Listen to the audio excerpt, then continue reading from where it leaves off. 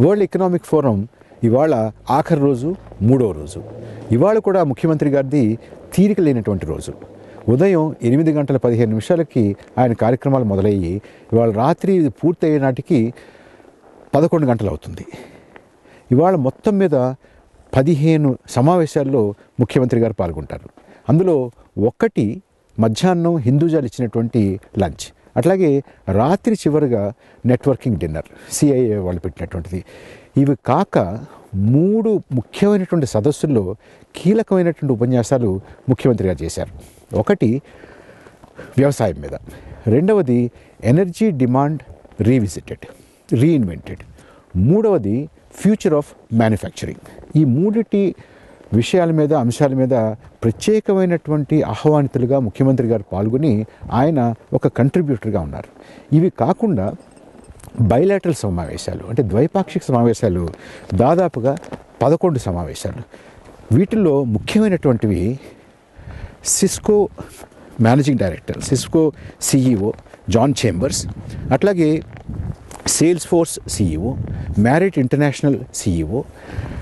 ఇవి కాకుండా ఇవాళ భారత ఆర్థిక మంత్రి శ్రీ అరుణ్ జైట్లీ గారితో గంట సేపు ముఖ్యమంత్రి గారికి ద్వైపాక్షిక సమావేశం ఉంది, సాయంత్రం 7 గంటల నుంచి 8 గంటల వరకు. ఇవి కాకుండా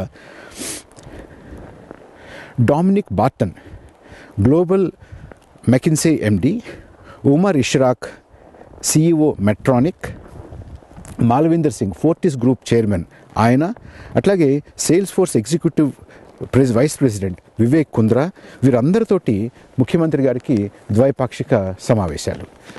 ఇది కాకుండా యంగ్ లీడర్స్, వరల్డ్ ఎకనామిక్ ఫోరంకి వచ్చినటువంటి యంగ్ బిజినెస్ లీడర్స్, వీరందరూ ఏం చేస్తారంటే ఒక చోట ఒక సమావేశాన్ని ఏర్పాటు చేసి ప్రపంచంలో లబ్ధ ప్రతిష్ఠులైనటువంటి రాజకీయ నాయకులు, అట్లాగే బిజినెస్ లీడర్స్ వీరందరినీ పిలిచి వారి జీవితాల్లో ఎదుర్కొన్నటువంటి సవాళ్ళు, వాటిని ఎలా అధిగమించారు, వారి అనుభవాలు, ఇవన్నీ వారి చేత చెప్పించుకుని వారి భవిష్యత్తును తీర్చిదిద్దుకోవడానికి దీన్ని ఉపయోగించుకుంటారు. ఇవాళ ఆ యంగ్ బిజినెస్ లీడర్స్ ముఖ్యమంత్రి చంద్రబాబు నాయుడు గారిని ప్రత్యేకంగా ఆహ్వానించి వారి అనుభవాలు వారికి తెలియజేయవలసిందిగా ఇవాళ కోరారు. అది కూడా చాలా కీలకమైనటువంటి సమావేశం.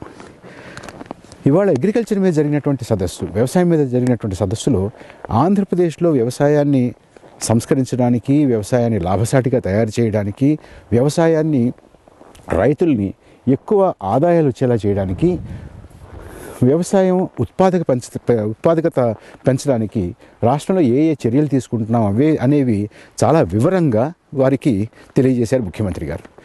రైతు సాధికార సంస్థ నెలకొల్పడం, రుణ విముక్తి చేయడం, ఇన్పుట్ సబ్సిడీలు ఇవ్వడం, అట్లాగే కరువు రహిత రాష్ట్రంగా తయారు చేయడానికి కావాల్సినటువంటి అన్ని చర్యల్ని తీసుకోవడం, పంట సంజీవని పెట్టడం, ఇటువంటివన్నిటినీ వివరిస్తే సదస్సులో ఉన్నటువంటి వారందరూ కూడా ఆంధ్రప్రదేశ్లో వ్యవసాయం గురించి జరుగుతున్నటువంటి కృషిని చాలా అభినందించారు. ఇథియోపియా ప్రధానమంత్రి వారి దేశంలో అగ్రికల్చర్ ప్రమోషన్ కౌన్సిల్ అనేది పెట్టి ఆ దేశంలో వ్యవసాయానికి చాలా పెద్ద ఎత్తున వారు చేదోడు వాదోడుగా ఉండి వ్యవసాయాన్ని బాగా వృద్ధిలోకి తీసుకొచ్చినటువంటి విషయాన్ని ముఖ్యమంత్రి శ్లాఘించారు. ఇది వ్యవసాయం గురించి. తయారీ రంగంలో భవిష్యత్తులో ఎటువంటి మార్పులు వస్తాయి, ముఖ్యంగా రోబోటిక్స్ వచ్చి, 3D ప్రింటింగ్ వచ్చి, ఆర్టిఫిషియల్ ఇంటెలిజెన్స్ వచ్చి, వీటన్నిటి వల్ల తయారీ రంగంలో ఏ రకమైనటువంటి విప్లవాత్మకమైనటువంటి మార్పులు వస్తున్నాయి, ఆ మార్పులకు అనుగుణంగా మనం ఏ రకమైనటువంటి మార్పులు చేర్పులు మన రాజకీయ రంగంలోనూ, రాజకీయ విధానంలోనూ, సాంఘిక విధానంలోనూ, ఆర్థిక విధానంలో ఏం చేసుకోవాలి అనే దాని మీద కూడా ఇవాళ సదస్సులో చాలా ముఖ్యమైనటువంటి లోతైనటువంటి చర్చ జరిగింది.